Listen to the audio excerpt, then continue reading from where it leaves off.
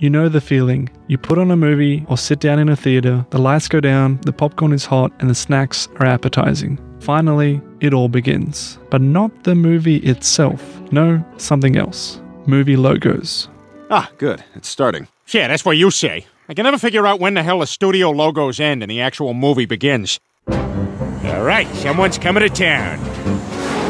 Oh, for crying out loud. Oh, all right, period movie. Oh, not a period movie. Oh, this guy's in trouble. Can't wait to hear his story. Oh, come on!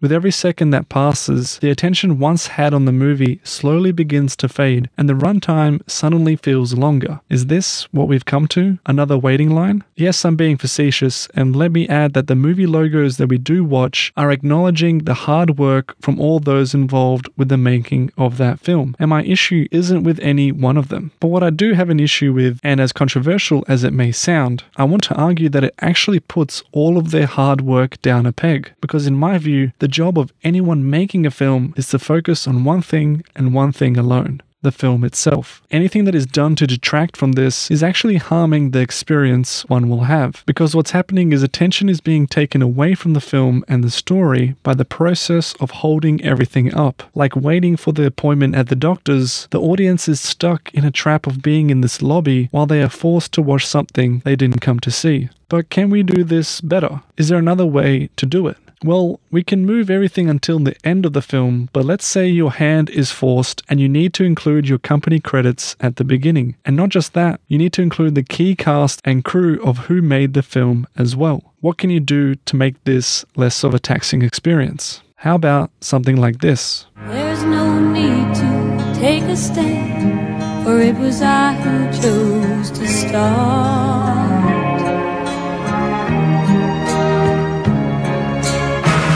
If morning's echo says we've sinned, well, it was what I wanted now.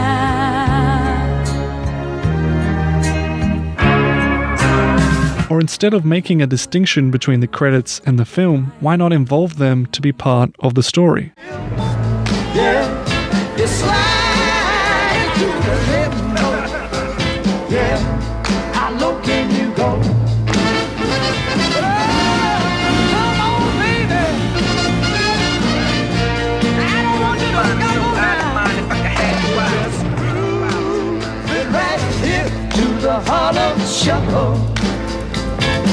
And finally, if there's no natural way of including them in the story, why not make it a huge event? Make it something that is a standout staple of your film.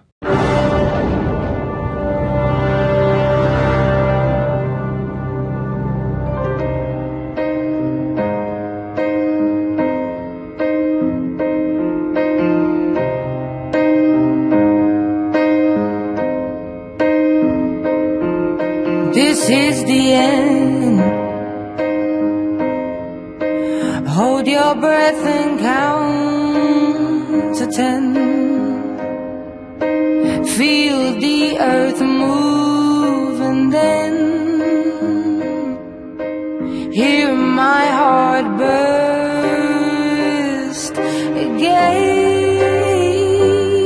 For this is... At least here, the audience would most likely be aware of what they're signing up for based on past experiences. The knowledge that there's going to be a big musical title sequence, but one that also comes with prestige. It's a privilege and honor to create an opening song for a Bond film, and the visual artists behind the sequence realize they are being given freedom to create something visually interesting for the viewer. This is what makes it an art, the process of creativity. When it crumbles, we will stand tall and face it all together at skyfall. It's not just thrown in there like a sponsorship as much as it's there usually for acknowledgement. Doing so in this way feels uncreative, as it not only makes the experience dull, it also feels a lot more like a product, like a corporate branding on an otherwise piece of art. As the filmmakers, the task is to make an experience for the viewer that is about the art and the art alone. In my view, everything else that isn't the movie is simply an unwarranted distraction. It's not about the story, and it certainly isn't about creativity. So with all that said, I now leave you in the hands of the best opening credits sequence I've ever seen.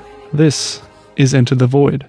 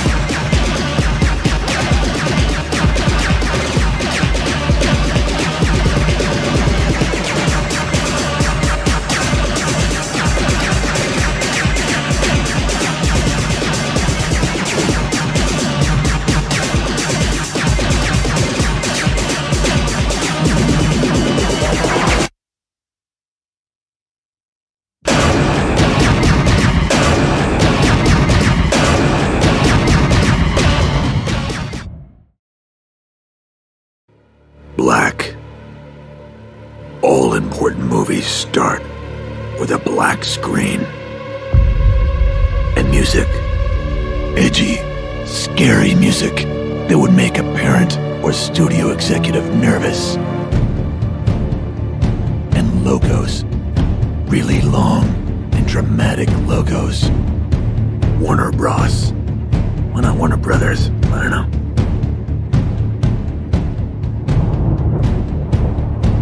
DC. The house that Batman built. Yeah, what, Superman? Come at me, bro.